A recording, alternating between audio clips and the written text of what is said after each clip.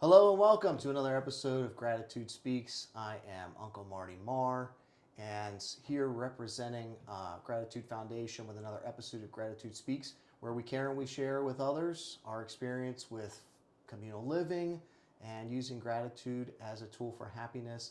Very excited today to have our special guest Margo with us today.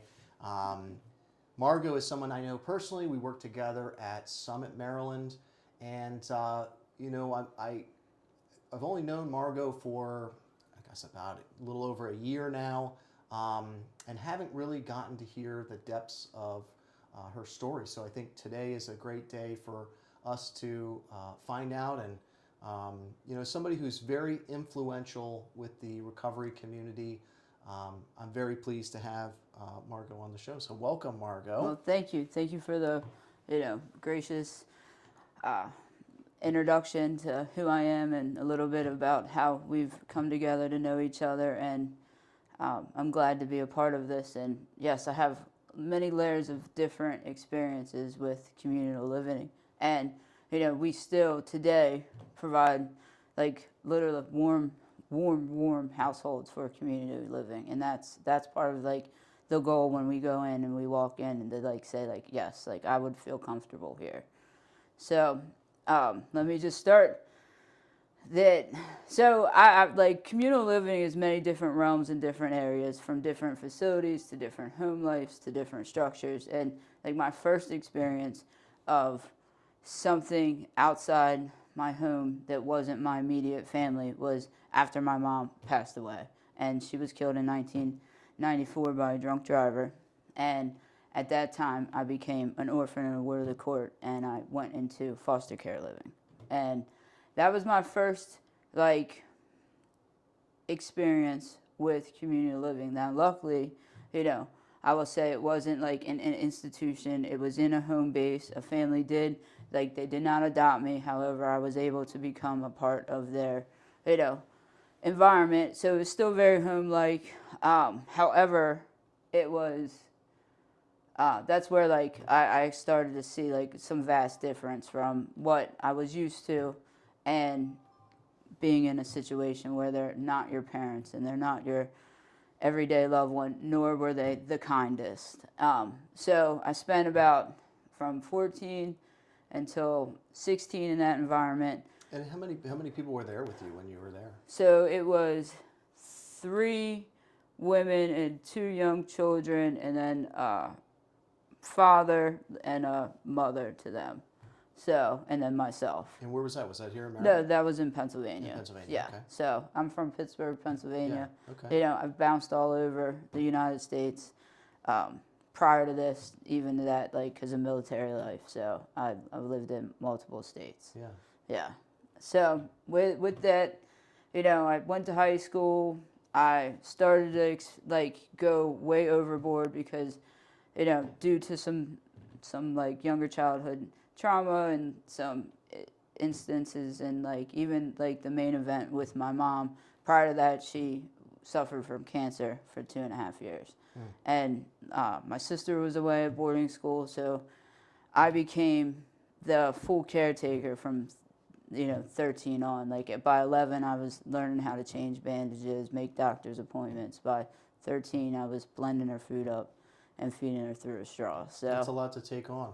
It was for anybody, but especially a younger person, where it just becomes, this is what we do. This is what I'm doing. There's no question about it. It's just, this is what I'm doing, and trudging through without really even thinking twice. Yeah, but that's kind of really where, like, we all experiment. I hung out with older kids, but my addiction at that point, like, really started taking a different turn. And, like, I would say it's through, like, the pain pills that she was prescribed and stuff like that. So, like... Needed an escape. Probably didn't even realize why. Right. And, like, it was... I didn't even think... I thought it was just kind of, like, normal, honestly. At that point, like, you know what I mean? Like, what I was going through was, very, very tough.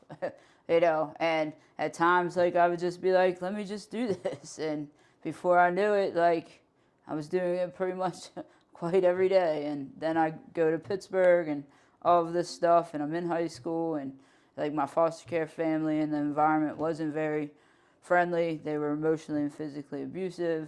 I've always been a fighter. Like, I will say this, like, I'm a survivor, I'm a fighter, and today I learned how to live and experience life because, like, I'm really kind of tired of being a fighter and a survivor. And I remember one day, it was a very, very cold evening, and I had enough, like, of the emotional and physical abuse, and I fought back, and I never had to go back to that environment. However, you know, with the separation and how brutally bad it was, and, like, I mean, he lost jobs, like, it was pretty severe. I was, like, going from house to house, working on my emancipation, and So did you get in touch with an attorney or the cops? Or yeah, like, oh, how the did you? cops. The cops came, like, and physically allowed. So, like, when I say it was very, very physically abusive, like, I mean, he, like, literally, like, the neighbors called the police because he was like, I was knocked unconscious in the middle of the street. So, and for years up to that, you know, like, I would go to school with, like, bruised ribs or broken ribs, black eyes, you know.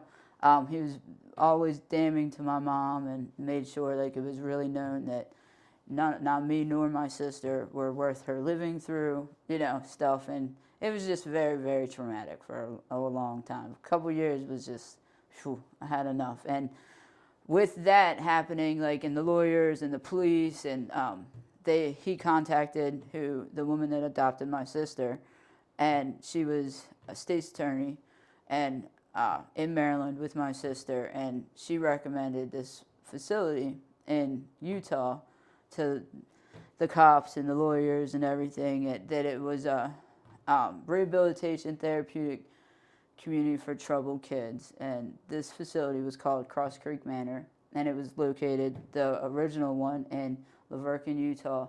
And when you get to the upper phases, there's one, the second part of it was located in St. George. Which people will recognize from the Netflix documentary that just recently came out called The Program. Yeah.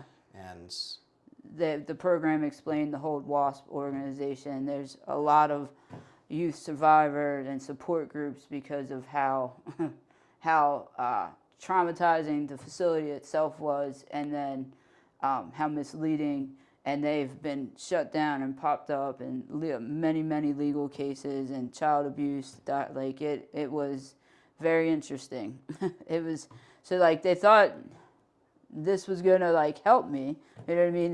They said, like, you're in crisis, because they did find all kinds of drugs and alcohol in my room. And I wouldn't say I was in crisis, but I would say that I was definitely in a deep, dark place already at 16 years old. Like, yeah, and with the outreach marketing that was out there, they probably really did think they were putting you into the best program that's available. right. Right? I mean, I think this is another reason why I'm motivated to be part of a really good program, you know, that genuinely offers help, even though there's others that are out there, because it's really easy to not do the right thing. It's really easy to run a program where you don't really care and nobody speaks up about what's going wrong. And yeah, the tragedies that were just from that one location, I can't imagine what you went through. And you were there over a year, correct? I was there for 19 months. 19 months. And 19 to 20 months. It was a little hard to remember. I was finally allowed to leave when I was 18. Almost 2 years. That's a long time. Yeah, and in that 2 years, like, I mean, they strip you of your clothes. You walk in the door, you're, like, immediately yelled at. We're gonna beat you down, build you up, strip you from your clothes, strip you from any type of communication with the outside world, your family, no phone calls. They put you in these rooms that are, like, monitored 24/7. You're not allowed to talk. You have to, like, you go in through phases. So, like, I will never, like, the phases were discovery, focus, accountability, keys to life, and then there was PC1 and PC2. And that was parent-child phases, which was part of some of the issue. Is, like, you walk in, they tell you you're terrible, they put you in corners, you don't talk, you wear signs, you have these uniforms, you're handcuffed and shackled and transported to eat. you're literally like let loose in a yard with barbed wire around the fence, and all you see is like the snow tops on the mountains in Utah, and you're like freezing, and you're walking, and there's no place to go, and you just are miserable. And like some people, like there was probably like 60 or 70 other girls there, aging from 11 to even older than 18. It was strange. Like their families would choose to like go into the PC like groups, and I think I've only ever made it to like phase 3. I'm sure they were made to feel like there was no way out too. I'm sure that was a big part of what you were Yeah, being told on a regular basis, that there's nothing really out there for you. There's nowhere to go and all well, that they kind of also stuff. communicated with the families. So like the only reason why I know this part is because like my sister told me, like, is they would like have weekly calls. Your family member's not doing well. We're not going to let them call. This is the best thing. We see all the issues, and then you know, you're supposed to call, and they would call, and hey, we're going to finally let you call, but they're going to beg to come home. Don't listen. All of it's lies. We're really getting through, and the worst part about it is, like, we had to pay for it. Like you're like, I mean, I had to pay for it. Now, obviously, people with their parents, they had to pay for it, but all done and said, it was like $28,000 that I wasted. I paid somebody else to abuse me, literally. Like, and like this place, so there was like 10 people sleeping in a room. If you made a mess, if you go to a threshold of a door, you had to put your hands behind your back and ask to cross. You had to ask to stand up and sit down. You couldn't have shoes. You cleaned with a toothbrush. I mean, and that's what you did. And if you got out of line, they put you in corners and straitjackets, and they put you in rooms for hours, and you had to listen to these tapes. And it was just like, finally, like, it's not like you want to be beaten, but finally you just say, I'm just going to listen. Like, and I got to a couple phases, and I was about to be 18, and they packed me up and moved me to St. George, where they gave me clothes, they gave me real food again, they gave me a private room, and And what was that? The St. George's. What is, it was still part of Cross Creek Manor, but it was as you like, age out, that's where as they move? well, no, it was like the upper phases, so you continue to want to stay to do their parent-child therapy and like seminars, and stay until you're done, which could be up until you're 19, 20. You could stay after your 18th birthday, but that's when it would be voluntary. So let me ask you this. Was anybody sneaking drugs in? There was no way. It No, was there total was lockdown. Yeah, it was no way. I mean, we were at every angle. There was cameras. There was bodyguards. There was like TCs. There was. I mean, it was constantly armed, and they had like tasers and wands in case we got like out of hand. Were you close with some of the other kids that were there? Yeah, that was like a rule. They didn't want us to like build relationships with each other. But yeah, like I met some pretty cool people from Hawaii, like Colorado, Connecticut, and like You ever talk to any of them again? Have you ever not. found each other? We've never been able to find each other. I haven't now on these groups. I probably could, but honestly, I do a lot to like not stay in that moment. Sure. So. But it was cool to like. It was hard to watch the program. It was very triggering, but it was also cool to see like some people really standing up and speaking out. Yeah. So, because it was wild. So how did you eventually get out of that? So I turned 18, and I opted not to go. But 2 months prior to being 18, they asked me was I going to stay, and I said no. And I spent the last 2 months in a corner in a straitjacket, not being allowed to talk. And I turned 18. I got a plane ticket, and I flew back to Pittsburgh, Pennsylvania. I spent a few hours with my sister. I managed to go back, and I'm grateful for this because the Browning Academy wasn't an accredited licensed school. I went back to my high school, Shale Area High School, and I did graduate from a real school. Amazing. And got a diploma. I did have really good grades because there at that place, if you didn't get a B or higher, you failed. So they wouldn't let you pass. So you had good grades because you just sat in a room and read and self-taught Sure. everything, and if we didn't get a B or better, we failed. So we had to do it again. And so I came back. I went to high school. I lived on my own. Um, I went to college.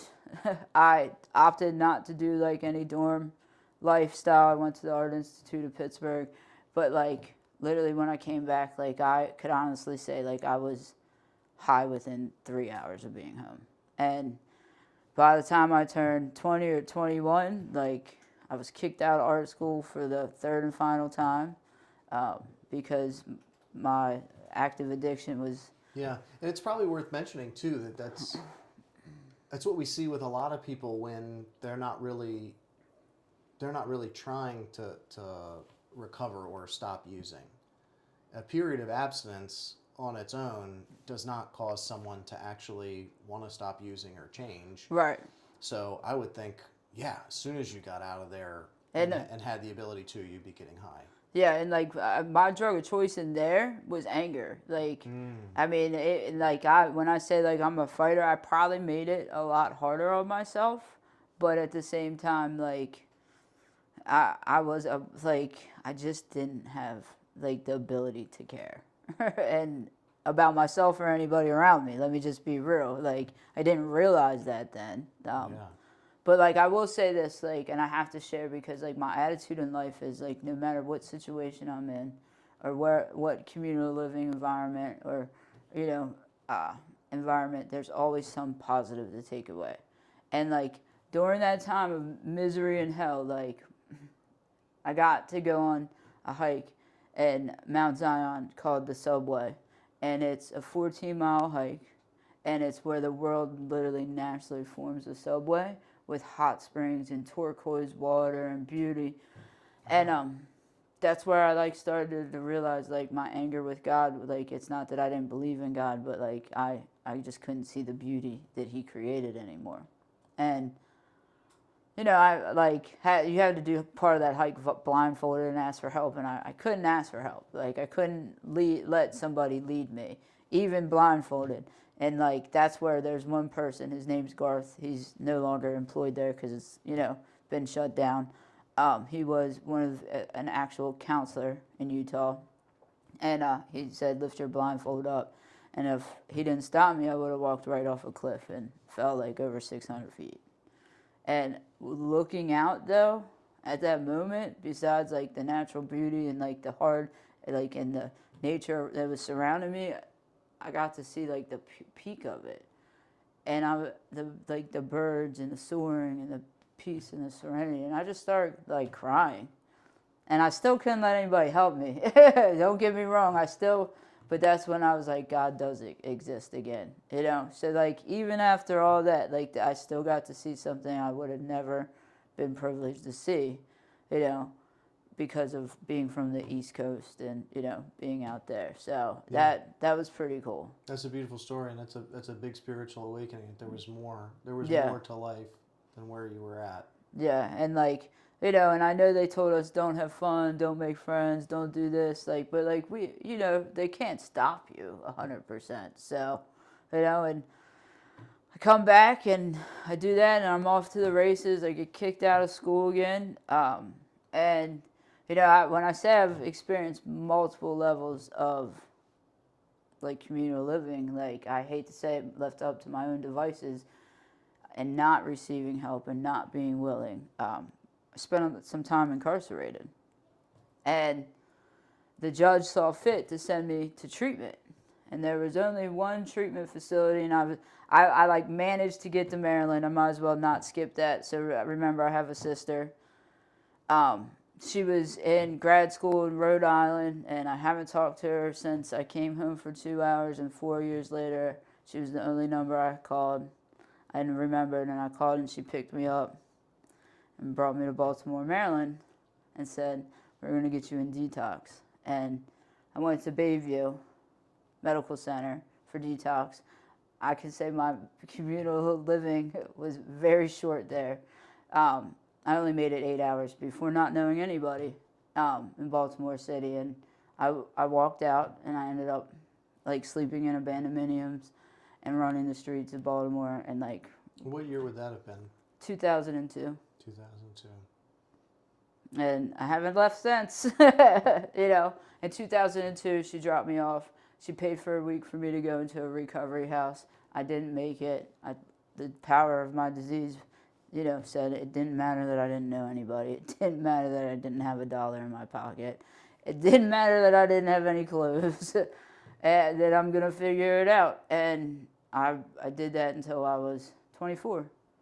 And at 23, I got arrested, and they put me in Baltimore County Detention Center. And I've been arrested prior to that, but they finally didn't let me out, and they sentenced me to 18 months in Gardenzia, and that was my first and only time in as a patient of a treatment facility. I spent 11 months in a week there, in a 6-month program. Right. Not because.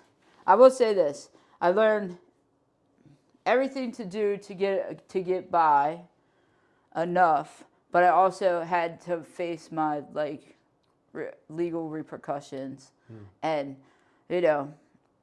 I will say that place helped me. It taught me how to live amongst people again, and it taught me how to take care of myself and basic human needs that we forget in active addiction. I mean, making my bed every day, making sure I took a shower, going to group, being on time. I mean, I can say for me too the same thing. It was just the fact that we ate 3 meals a day was so foreign to me, because I was just drinking all my calories, Right. for the most part at the end. So actually just, having a meal at mealtime, brought me back to a little more humanistic, Yeah. regular routine, sleeping, at night. Yeah. Stuff like that really does make a big difference for bringing people. somebody back. Yeah. And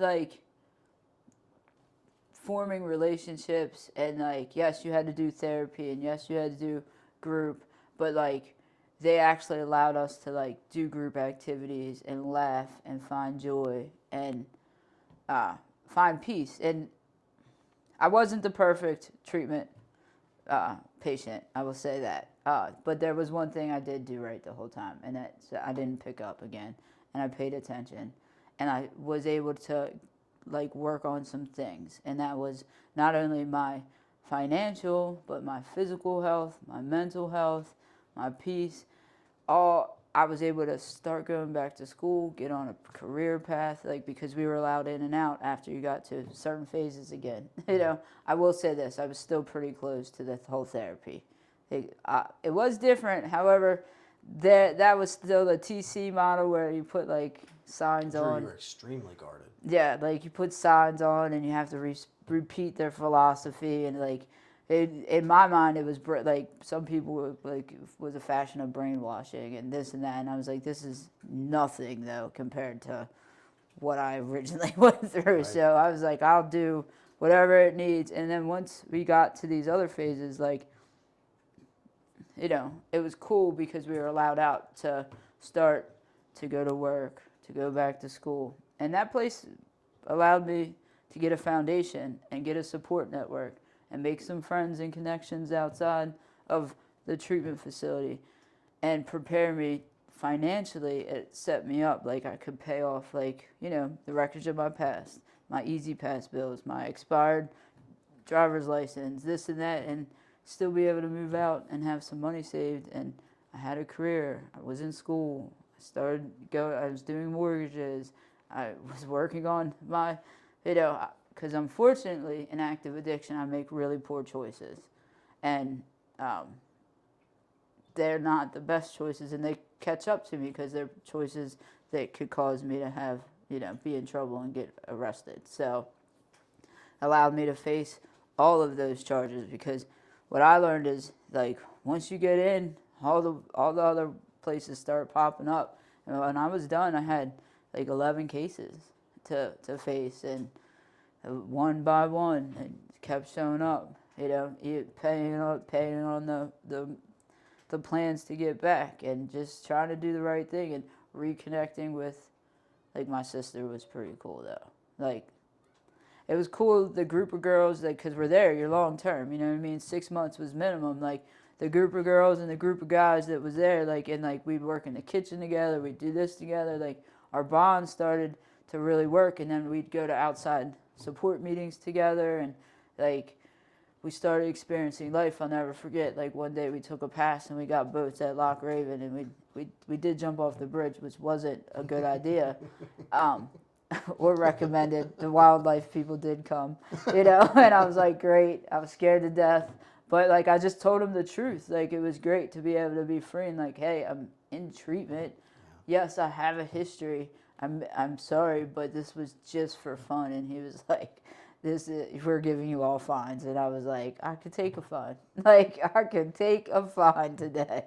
You know what I mean? Because I learned about responsibility and literally like taking accountability for my actions. And isn't it funny too how law enforcement or DNR, how they respond differently when you're being honest with them versus if you're trying to run away, to lie or run, right? Right. Yeah, I got caught actually for putting up rope swings. So Wow. there was one summer that I think I got 12 rope swings put up at all different parks all around Maryland. So if you see a rope swing out by a river, I might be responsible for it. But I did get caught for it. Okay. Yeah. Yeah, they didn't give me a fine, but they told me it actually made me take that one down. I didn't tell them about the rest of them, but Right. I did stop after that. Okay. And ironically, I like now in my life today, like I went to another country, which is a blessing, and I was able to try to do like there was different levels of cliff jumping, and like I jumped off that bridge with no problem. It's 20 some years, later, and I could only make it to the mid-level jump, and I was starting to shake in my boots. But like to think about back then, like how fearless and like joyous and like free that I felt, like just like taking that plunge. And no, I would not take the plunge off of Loch Raven Bridge today. However, then like it was called, like I was young, I was 24, I was, just finding a little bit of freedom. And it's crazy that I used the word freedom in communal living because like we still had a lot of rules. Like we still had so many rules and so many instances and so many lack of staffing and mistreatment from the behavioral health techs and people falling asleep and counselors just pushing you off. But that bond and that community that we built with each other, and there was, don't get me wrong, like I realized then that there are some people that really care about you in the industry, and there's some people that just don't. And it's okay for people to hate their jobs and this and that, but when you're working with another human being, if you don't like your job, you should move on. That's a great point. And I think too, there's a lot of times when I was newer in recovery, when I see newcomers, they often think that people with more clean time or somebody who works in the industry should be perfect and should be making all the right decisions. And that lack of personal responsibility and humility allows for a lot of room for, well, no accountability for myself. But how dare they, right. Make this right. mistake? And I think it's really easy to point that finger when you're new and you don't have a lot of experience with trying to be responsible for yourself. Yeah. The other thing I think I was curious about is like, do you think you do well with structure? And I know that was like imposed on you, but I think on some level I did really well. I was totally wanting to reject authority, but I actually did really well when somebody else set up the structure for me and, put the times in place for us to go to meetings and, So I would say like the structure taught me how to show up. Still from working with me, that being on time is not my best quality. I literally stack. However, on time today. I was on time today. But like literally like that's what taught me how to do some things. Even while I was incarcerated was like when you get a job detail is like if you don't show up, like you're locked in all day. Like if you didn't show up for the group, like I might have not earned my pass for the week. So like it gave me a reason to do the right thing. That's what I did really well. And at first I didn't. Like I I couldn't leave the room on time. I couldn't get in the meal line on time.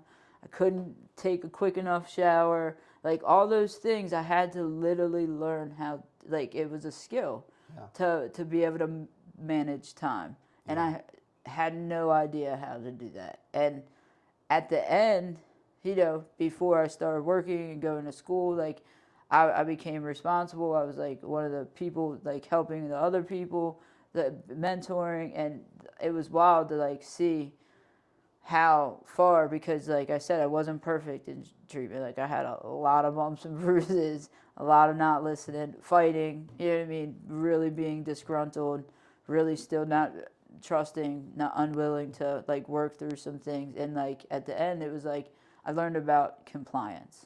And compliance isn't necessarily the best thing.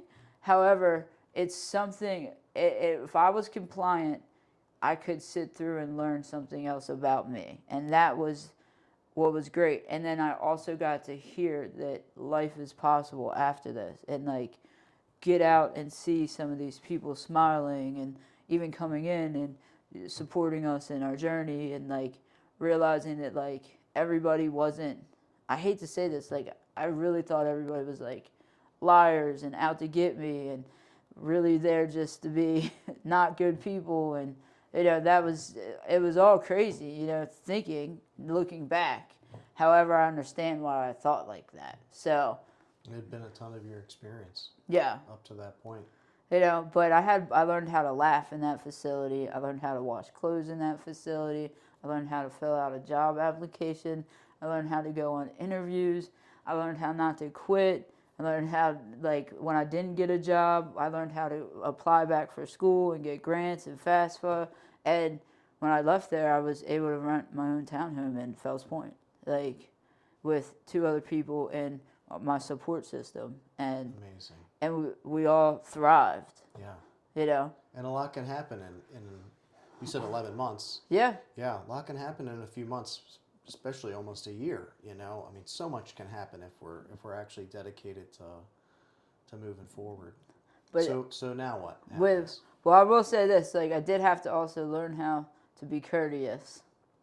And I say the word courteous because you never know what's going to offend somebody else. You know what I mean? There's so many multiple different people and personalities and different people coming in and at different times. It's like you don't want to offend people, but at the same time you want to learn how to get along in an environment where all of us are different.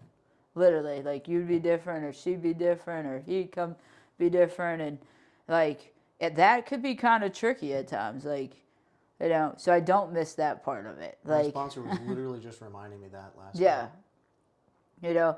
I don't miss, like, am I going to offend somebody, or is this going to happen, or is this person going to react negatively? Are we going to be arguing? Like, none of that do I miss. However, like, the stuff that it allowed me to do during that time with getting educated, supporting myself, learning, and reconnecting with my sister. Like, when I left there, I mean, me and my sister's relationship was phenomenal. So I went to 12-step support meetings for 5 years and 4 months until I decided that at 30, I was like, maybe I'm not, as bad or as... I'm totally different now. And it's probably going to be totally different. Maybe at 24, I just didn't have any managing skills. And I'm about to be, like, at 29, I started taking crazy. I'm about to be 30. Like, I was in school for early childhood education. I was, at that point in time, went and got a job working in treatment as a TA there. And started my journey going back and learning and doing all that. And I worked in an adolescent program. Okay. And I wanted to work for Mountain Manor Adolescent Program because of my experience in an adolescent facility. And I wanted to go in there and make sure that they weren't doing anything crazy do it right. or mistreating anybody.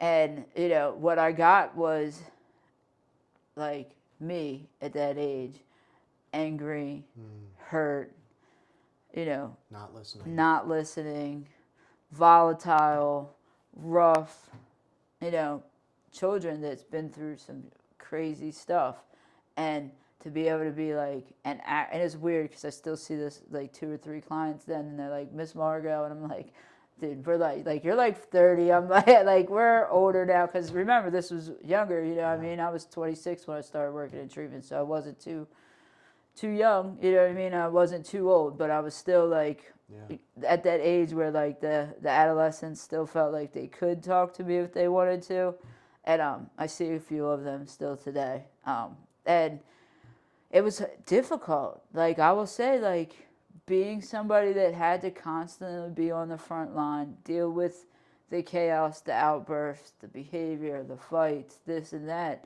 you know, and then the disappointment when their families weren't coming for visitation days.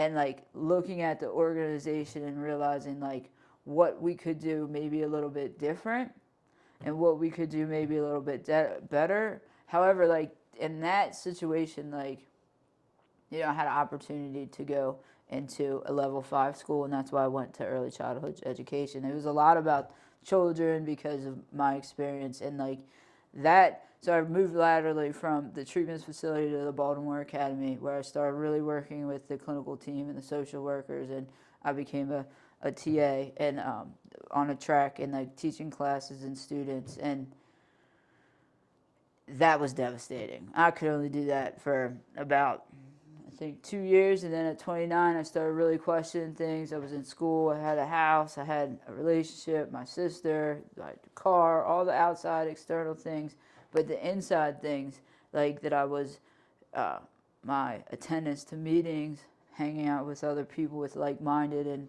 ambitions as me, started to change. Like the teachers would go to happy hour, we would do this.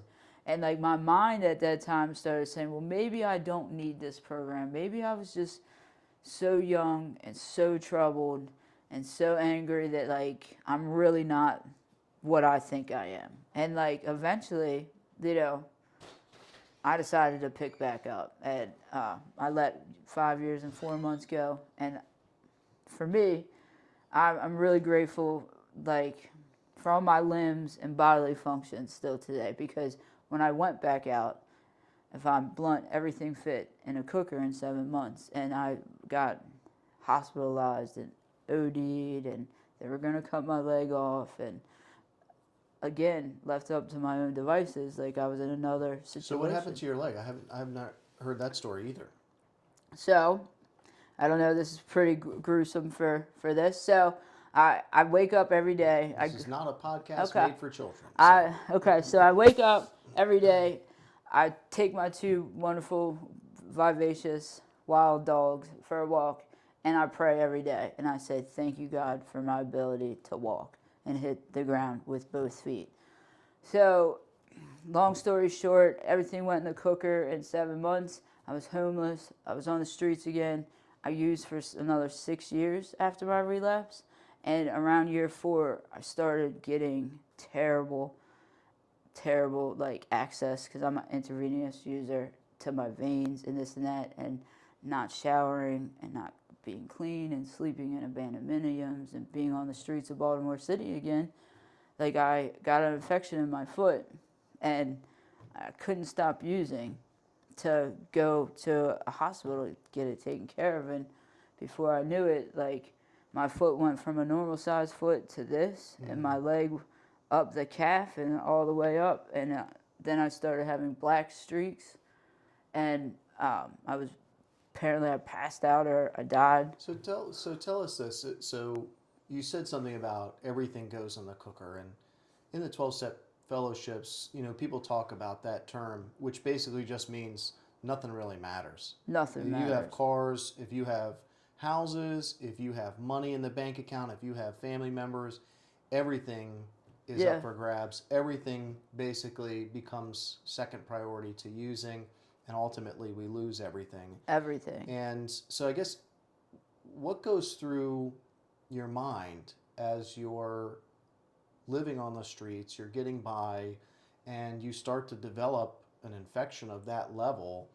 Is there anything that you're even considering, or is it literally just, I'm going to use harder in order to ignore this? Like what are you thinking about when that's going on and you're noticing it? let me just tell you, like my mindset once I left my 12-step support, like it's like you guys chased me in a way. Like everything they say, if you don't pick it up, it won't get in you. I didn't want to be on the east side of town because that's where I was, like in the member in the community as a person. So I went to the west side. I put myself in so many crazy volatile situations because, like, trying to turn that recovery voice off, you like, and then also realizing where you're at today, you like convince yourself that I convinced myself that I was never going to be clean again and that I was going to die a using addict. And how could I throw everything away? And like that relationship that meant so much to me with my sister was no longer there. You know what I mean? There was no longer relationships with my sponsor or with, you know, any of my friends or support group. There was no more laughter. There was no more food. There was, like, the things that we take for granted, like showering and a clean towel and a pillow, somewhere warm to sleep. Like, that didn't happen. And to be comfortable in such a negative animalistic environment, like, you just, for me, there is no gray. It's I'm all the way in or I'm all the way out. And like, if I'm all the way in, it tells me how to dress, eat, sleep, where, how I'm gonna freaking walk, what I'm gonna do to get one more. And the other side is like, man, you can't let these people see you. You can't let these people see you. And luckily, like, Because it's that pride and the same thing where you don't want to ask for help. that will not the inability still to ask for help is really something that I still struggle with today. Like, it takes me to be in a really uncomfortable situation to actually reach out for help. And that, I will say, is something that I actively work on because I don't want Me to too, be. and I practice it in little ways where I ask I call my sponsor and I ask him stuff that I don't think I need his input on. Right. I asked him recently. There was a position that came open for an H&I, and I was excited about it. And it was on the same night as my home group already, Right. and so I'm like, he's he's gonna say yes, but here I am. I'm gonna ask him, call him up, and he's like, no, maybe you should let somebody else do the service work. I'm like, that is not the answer I was expecting. Right. That's not the answer I Right. wanted. Like, I want to take this on. It's like, but that would mean that I was missing my home group. And he just gave the advice of, no, you should let somebody else do the server work. So I listened. And like being able to turn those things over little by little, it's like, I don't really know what he's going to say. I think I know what he's going to say. Right. I think I know what my help is going to say, but maybe I should actually ask him. And little by little, more and more, it gets easier Right. to ask for help, but I'm terrible at it. I really am. So, yeah, and like the vulnerability it takes, like, even to do this and be honest and open, like it's giving, like, how I look at it and my brain works is like I'm giving a piece of me away, and that it might not be well received on the other end, and if it's not, what's it going to eventually come back to get me as it? But here's the thing I learned, like, through all of my situations is what you do with it, that's on you. How like I said, like, my outlook and like how I look at things has really, like, perception and perspective has really helped me get through some things and be able to not just compartmentalize, but like actually heal from. Like, one thing I would say, like, that I didn't really understand it as a youth, angry, ready to rip the world in half and like blow up things, like, was the power of forgiveness. And this little guy with his little 3 legs is a miracle. I'm serious, and that's just, like this. I was no coincidence. I come up and talk about perspective. I could look at this kitten and say, like, oh man, he only has 3 legs, but I can look at this kitten and be like, man, he's moving better than some of these other cats, and he's happy and he's having a ball. So that's really where it goes. And like, for a long time, in active addiction, like, when I was back there with that leg and like the level of, like, you lose all esteem, and I lost all esteem, and the level of caring enough about anybody else or myself was 0. And that's what allowed me to ignore my leg. And like literally, I don't even know who called on me to get me to the first hospital. You know, and like literally when I woke up and realized I was going to be sick, and the doctors were like saying I was too weak to be like put on certain stuff and this and that, and they were going to start a drip and this like, and after they got the picking, like, and I literally crawled out of that hospital. Wow. Like I crawled out because I couldn't walk. It was so painful. But the power of being sick and the fear of being sick and where I was had me crazy. And like I don't even know, like I bought a cane from a homeless man, another homeless man, for $2. He got a drink, and I managed to hobble around for 3 more weeks until I was found dead and rushed to surgery. And literally all I remember about that like first initial day is getting rushed in and the doctor reviving me enough to say, Hold on, you're breezing over. I was found dead pretty quickly here. So let's back up a second. You were found dead because you were living in an abandoned mini. Yeah, I was found dead in Highlandtown. So you were in a house. You were on the street. On the street. Do you like even know? I was on. No, I knew. I was literally. I know I was on the street because, like, my last act remembering is being outside. It was hot as could be. I was literally burning up with fever.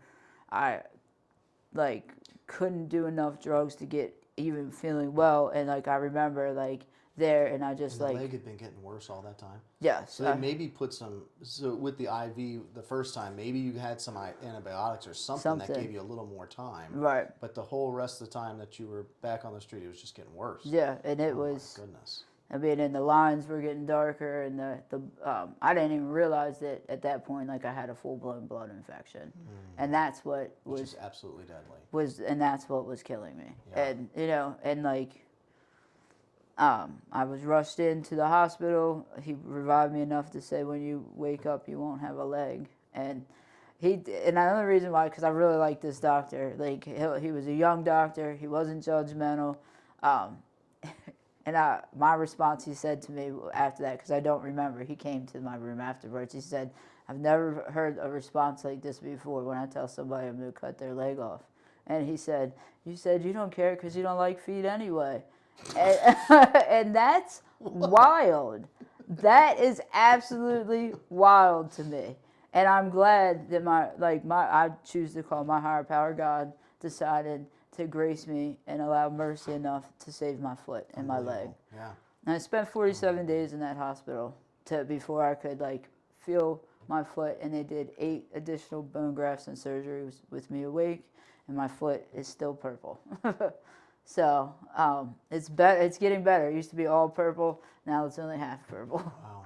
And you know the scars went from really really big to really. And I was just, it was a memory came up. Like my sister took a picture of me, and like to look at the foot and the leg and how like little I was at the time, and like that I was just like, geez. And I'm like, I left there, and like the power of our disease, like I'm sure it would have been easier for them to just cut the leg off too. yeah. Like the fact that you got to keep the leg, it really is probably a you know, Well, not just a blessing, but also a credit to that doctor to even save it, because I'm sure it's easier for them to just amputate. And the young doctor was like, the only reason why we tried so hard is because you're 30 years old. You know what I mean? I was like 34 at the time. Like, you're 34 years old. Like, you know, and he was like, and we did it. And, wow. You know, but I wish I could say that's what allowed me to get clean again, but it didn't. Yeah, I was in a car accident, and I smashed into a telephone pole. Don't remember, you know, anything other than waking up at the hospital. And I thought it was kind of funny, honestly, in a way, right? I was taking pictures with the, you know, the things all over me and the black eyes, and it didn't stop me from using. Right.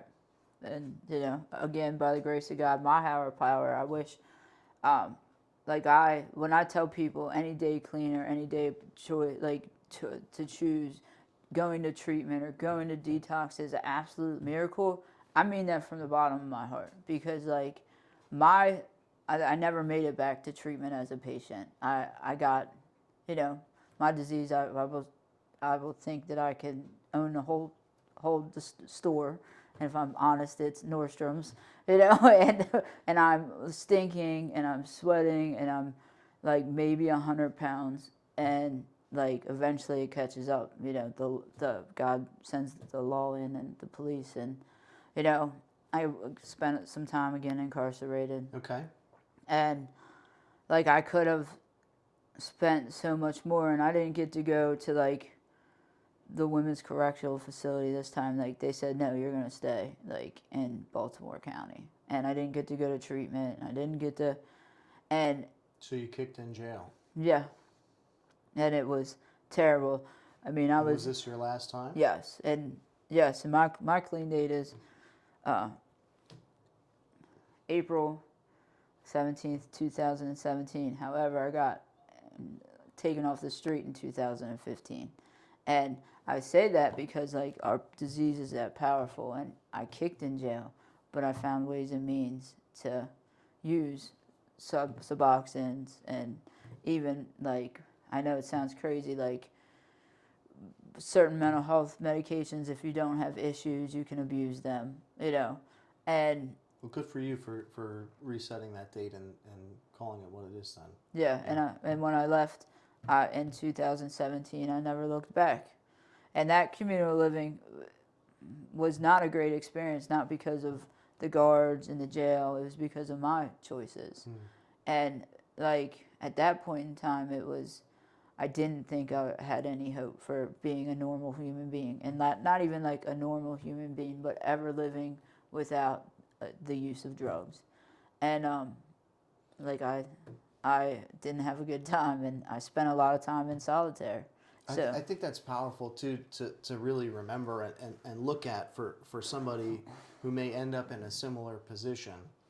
There was no question in your mind. You were not going to ever be okay.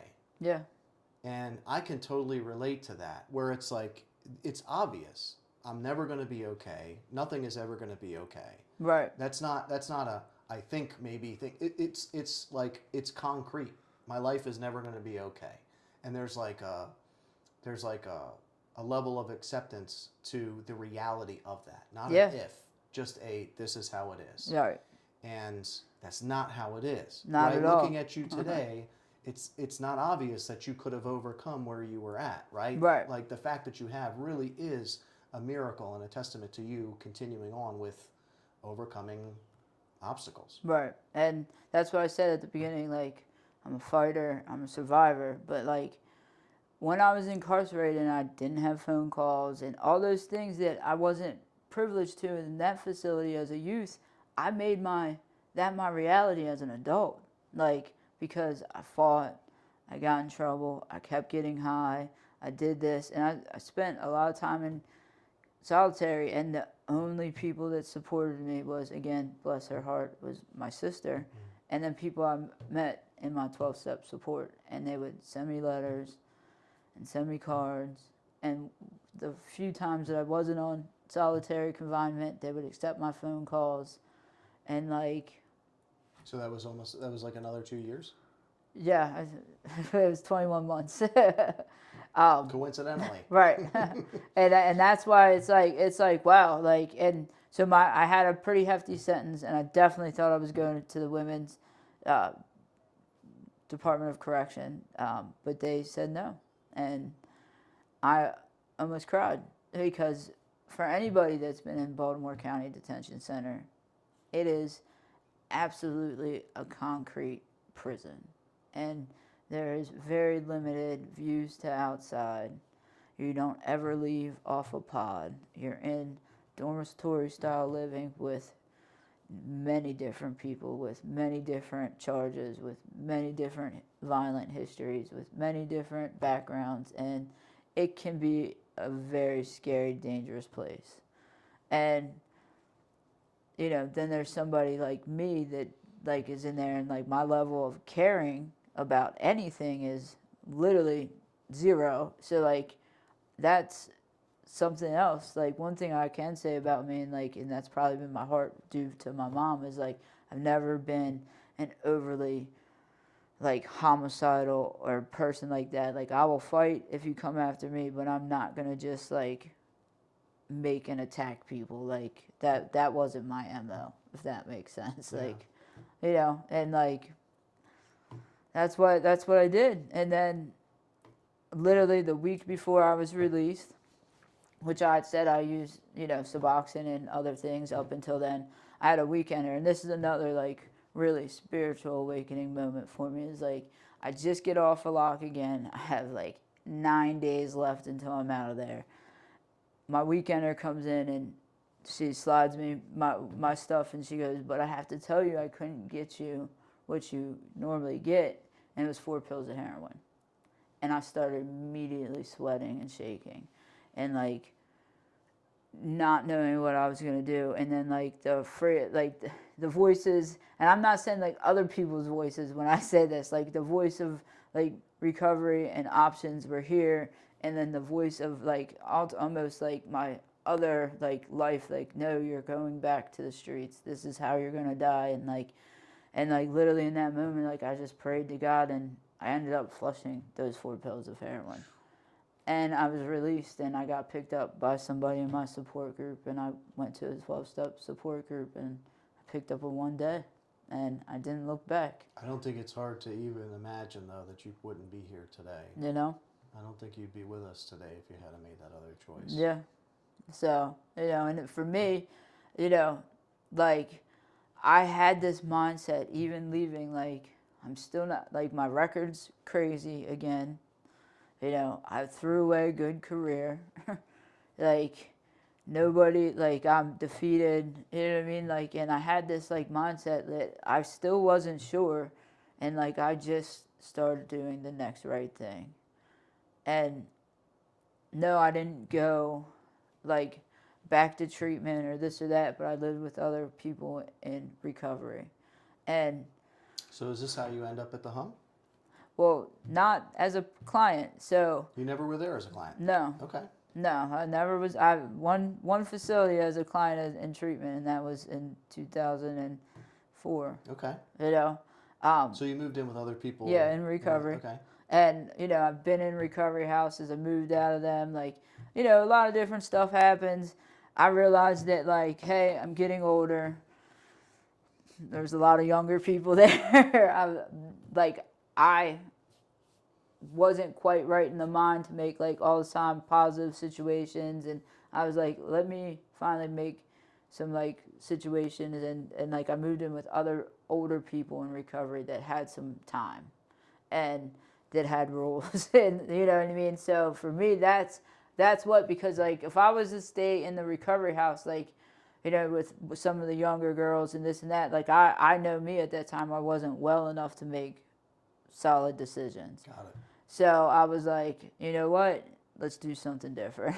Cool. And I did that, and I got a job literally serving tables and bar backing. And I know most people don't support that in early recovery. My story is I don't drink because of what happened with my mom. Okay. So for me, it wasn't triggering to be around a bottle of alcohol. Not to mention there was like 6 other people in recovery, all working with me. That's rare. Yes, and the bar was owned by a person and restaurant. It was a bar, restaurant, club that was owned by a person in recovery. And I went to meetings and I worked and I got a sponsor And what year is this now? 2017. This is 17. Okay. Yeah, and I reached back out to me and Tom like have known each other since I was like 22. When I first came around, I would volunteer at the Helping Out mission. Back then, there was no women's services. There was, we started a few things there. I would go down there, I'd hang out, and I did a lot of volunteer work there. And when I came back, him and I stayed connected. Like he knew, he was like, I hear you're doing awesome. And one day he called me and said, so I want you to come and talk to me at the Helping Out mission. And I had like 5 months clean, and like this was touching. Like I went down there, I talked to him, he said, we're about to do women's services. And what, with your previous experience and your education and all the stuff that you did, would you be interested in being a program manager? And the one voice in my head said, what is actually happening? There's no way I'm going to get this job. And I said, you do know I only have, he says, my question to you is, are you ready? And I said, I'm going to get back to you. And 2 days, 3 days later, I prayed, I talked to my support network, talked to my sponsor. The bottom line is my God doesn't bring me to something unless he can bring me through it. And I took a big leap of faith, and I took the position.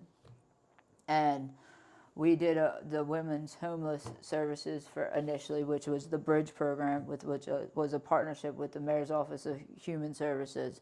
And let me just tell you, the voice of like my disease was like every day, you're not worthy, you're not smart enough, you're not educated, like how are you going to do this? And like this side was like talking and like finally like asking for help and like calling people on days. I remember there was days where like they were like, you're going to have to do a press conference, you're going to have to come and speak in front of these doctors, and me call and say, yeah, like I'm going to quit. And they were like, my support network were like, what? Like you're gonna quit? And like all these girls like that we had like move in and like setting up the facility to make it warm and inviting and like friendly and like thinking outside the box of like welcome shower like things and robes and like all of that, because like knowing this person's coming from homelessness. Yeah. To like walking into this, and it's going to be uncomfortable and it's going to be hard, and they're not going to trust a single one of us, and just trying to do like the extra little thing that lets them know that we wanted them there was like awesome. I'll never forget like meeting the women and the partners and like bringing them donuts and them being like, we're not eating them, you don't know what they put in them. I said, well, they just came from Dunkin' Donuts, so whatever you want, you know what I mean? If not, let's give them to the people down the street because they'll eat them, you know? And like just trying to do the next right thing. And before I knew it, you know, we were talking about other programs. And by the time I, you know, did move on from that facility, I had 5 programs and lots of experiences. What I loved about the Helping Up mission is it didn't matter, as a client coming in there, it didn't matter where you were, what your religion was, what your orientation was, what your story was, you were going to be welcomed, you know.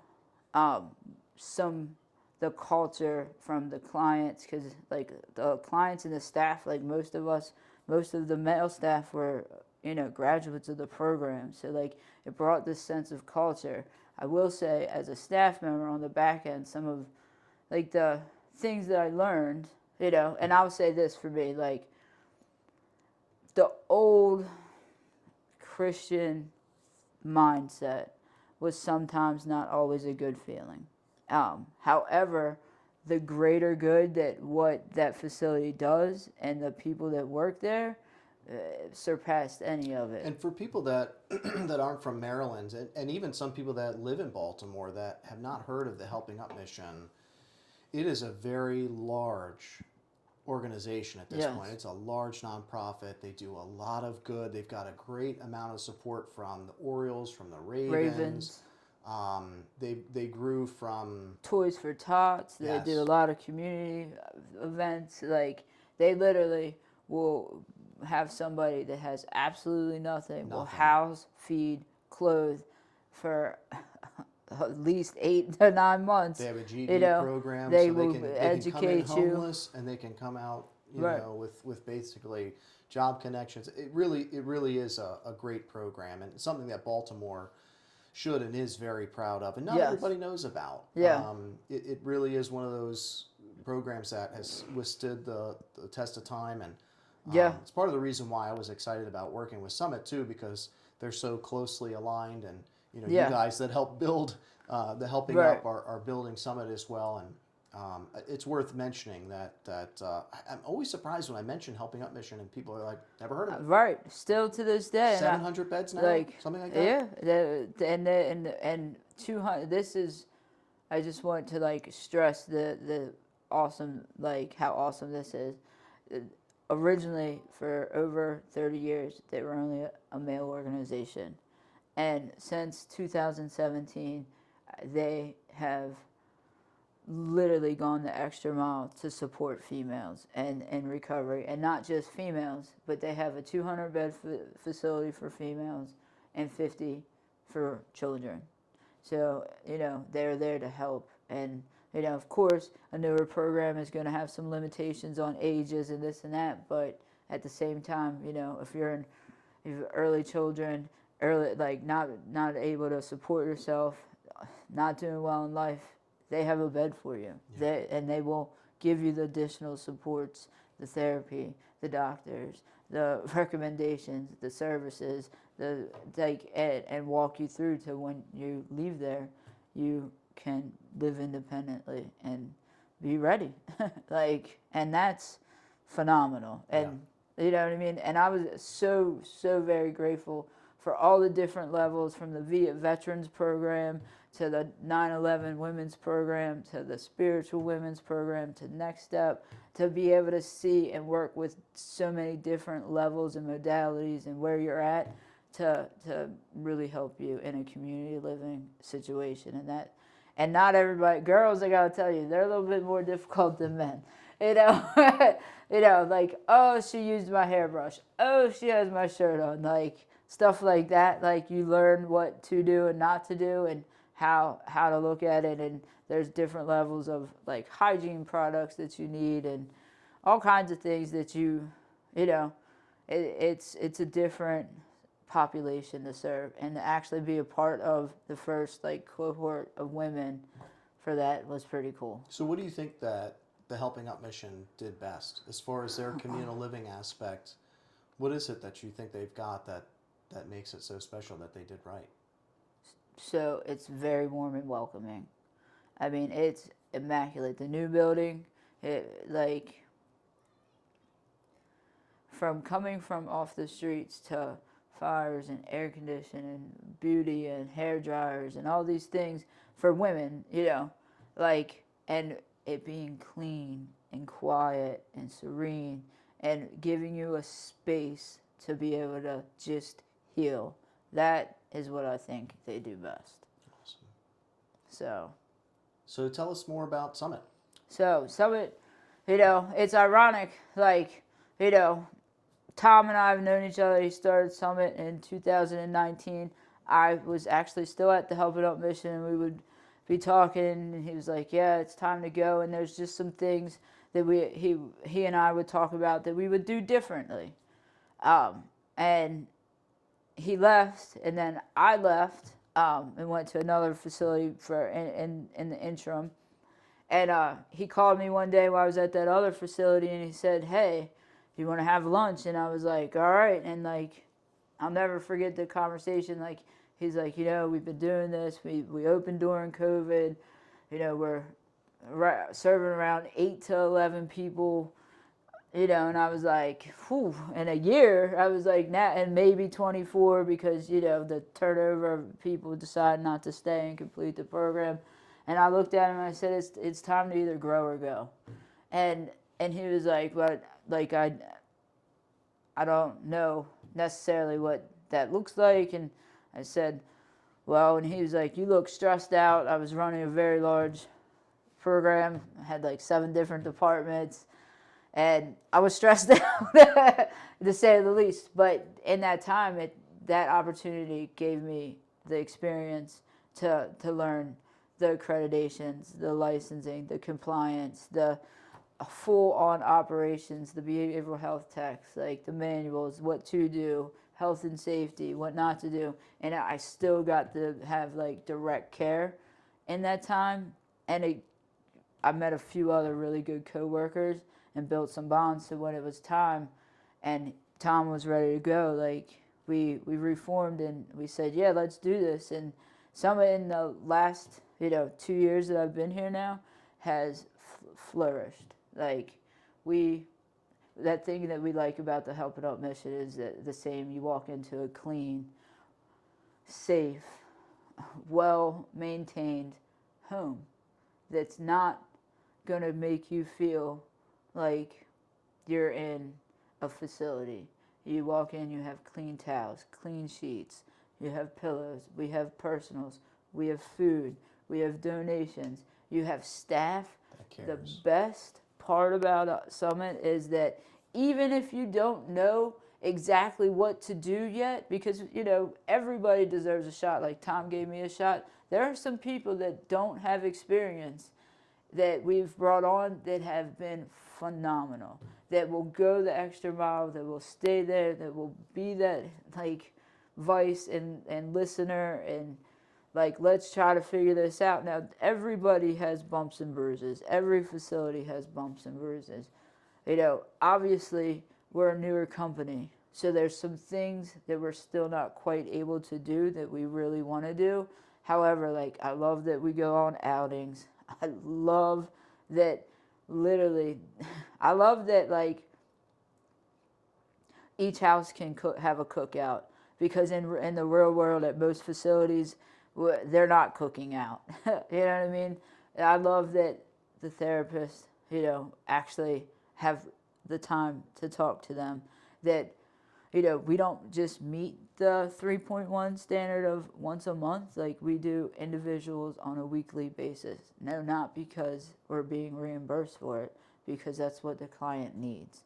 And that is what matters. And like, obviously we're not great at transportation yet, but we're getting there, and we have an awesome team to work together. Like, I think it's beautiful too that the program that made a big difference for you was a 6 to 9 month program, and now you also get to work in a company that provides a 6 to 9 month treatment for people. And for people that don't know, 3.1 is basically where you've already done a detox or a rehab, or you have some level of care already, and you go to a place to stay and live and get treatment for a longer term. And that level of care, I think, is the best piece of the puzzle that has been missing for people trying to recover for a long time. It's so crucial to have that stability, to have that community, to have the counseling on site, to have the staff on site, and for that to be at the highest quality you can possibly have is really valuable for people that are recovering. Right. The other thing I wanted to say real quick is something that I noticed that's throughout your story is skills versus talent. And this is something that was really important for me to realize. I think it's worth pointing out. What you were able to do in your life, you were born with talent, right? That talent for you was that you're a fighter. Yeah. But talent only will get you so far. Skills are what we learn, right? And there's things that are teachable. And what you were what you talked about over and over is how you were willing to work on those skills. And to me, that's like, it's such a blessing to figure that out. Because I was born with very little talent, right? So some kids are like, 3 years old and they're playing like orchestral music. Right, right. There's people that are born with real talent. Yeah. But the rest of us, it's mainly just skill. And for me, that's what I have found, that is such a blessing, because if it's a skill, I can work on it and I can get better. Yeah. Right? Like even going to bed on a regular schedule, right? Or finding a book that has more information than I currently have, and being willing to read that book in order to work on the skills, in order to get better. Right. All the compliance stuff that you've learned, all these different jobs that you've had, you never had that talent to begin with, but you were willing to work on those skills in order. And now I want to say you're well-rounded enough with all the skills that you have and that you've worked on, you could almost take on anything and learn the next skill, right, and the next skill, and the next skill. And I think that's important for people to know, that it's freeing, right? It's freeing to know that if it's a skill, I can get better at it. Yeah. I don't have to have any talent. Right.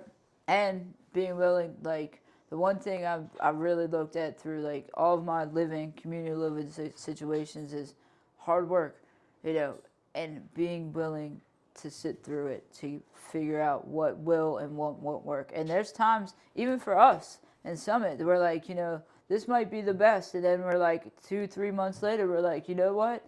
This isn't actually giving us the outcome, or like the support, or like the happiness, and like some of the feedback from the clients are not like happy with this. Maybe we need to look at a different option. And that's that's one of the biggest assets too, is hard work, being willing to like sit through and get through what is needed. Also, like I will say, like asking for help still amongst my team, like has like luckily I have people that care in like our organization that will like say, no, you don't have to do that alone. Let's do this together. And that's something that most organizations and corporations don't provide for their staff, you know? So So tell us about your gratitude. You talked about your main gratitude practice, which is a daily morning walk with the dogs. Where I mean, gosh, I feel like you have so much to pull from right. and your past struggles. But that is also a practice, right? Yeah. Because you could also very easily just choose to not go back and look at all those things. So tell us about your practice of gratitude. Okay. So like you guys didn't hear me talk about this big boisterous family. Needless to say, besides like my mom, like my entire family on my mother's side all died in the same year. So it was just me and my sister. So today I have a beautiful, loving family that like gives me motivation to like be the better me. And like, how do I say this? Like being so full of fear to make a commitment throughout my life to like be married, have children, have a home, pay my mortgage on time, and like literally like watch the smiles on the children's faces. Like this week has really hit me even more because like so last year we used to split 50-50. Like the children, our children moved in with us full time. They had a full successful year. They passed every quarter in their classes and in their grades, which was awesome. But this year they're enrolled in sports and football, and watching the two boys not give up when they're sore, when there's kids that have been playing on a team for years, when they are tired, when they don't want to go and they just keep pushing through and talking about it. We're studying football plays at 10 o'clock last night. That was amazing. You know what I mean? And then like my sister and my relationship. So like my brother-in-law, I missed my sister's wedding because of active addiction. My brother-in-law was recently promoted to captain in the Navy. And I got to show up and be a part of and see a very special event that never would have happened. And I'm so grateful for that opportunity. And my nieces, like I have to talk about my nieces. So like I'm a really good aunt. I'm not always like I'm the fun aunt. You know what I mean? And like we're like, let's get out and get ice cream, but I'm also the responsible one. Like I'm their emergency contact at school. You know what I mean? The other day she called me and said, Mom is late. I said, oh really?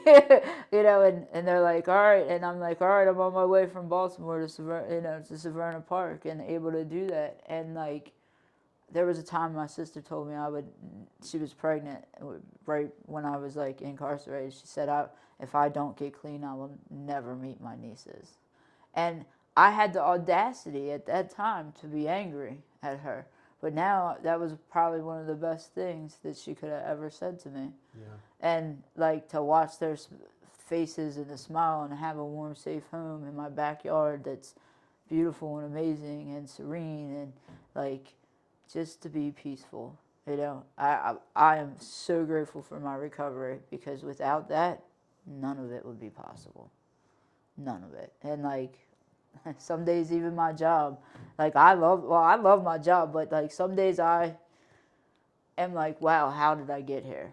Like there was a time when I couldn't like have a house with electric. I didn't shower and I didn't eat. So like when we sit down at night, and it's not every night, let me just be clear, because we're all very busy, like, and we have a family dinner and we talk, that's like, it's almost like this is living. And I also am very grateful that I have the ability to walk. I never forget that. When I put my socks on in the morning, I see the purple. When I take them off at night, I see the purple. When I'm traveling and seeing all the natural wonders and the beauty of the world, I'm like, man, none of this would have happened unless he saw fit. So I'm grateful for my higher power. So Amazing interview. I appreciate your time with us today. Thank you. Before we close, is there any last advice or anything else that you would want to add before we close? My only thing, and I mean this from the bottom of my heart, any day clean is a miracle. And anytime we're breathing, we have an opportunity. And even if you're struggling today and you want some help or you don't want some help, you're going to find somehow if you just stop and take a minute that there are people that will be here to help you, that actually want to help you, that you can trust, and that aren't going to hurt you or mistreat you. And that's really what I want to end on. Beautiful. Thank you for your time today, Margo. Thank you. Thank you, everyone who has watched all the way to the end here. If you obviously are enjoying our content. Please subscribe wherever you're watching this or listening, wherever podcasts are. We are proud to say we're getting out to all the different platforms now. And if you can share this with somebody in recovery or somebody that is in communal living or that you feel like would benefit from that, we would love the additional support. GratitudeFoundation.com or GratitudeSpeaks.org is where you can find us and share us on all the platforms. Thank you so much. The views expressed today are just that of our own. They're just our opinions, and we're pleased to share them with you. Thanks, everybody.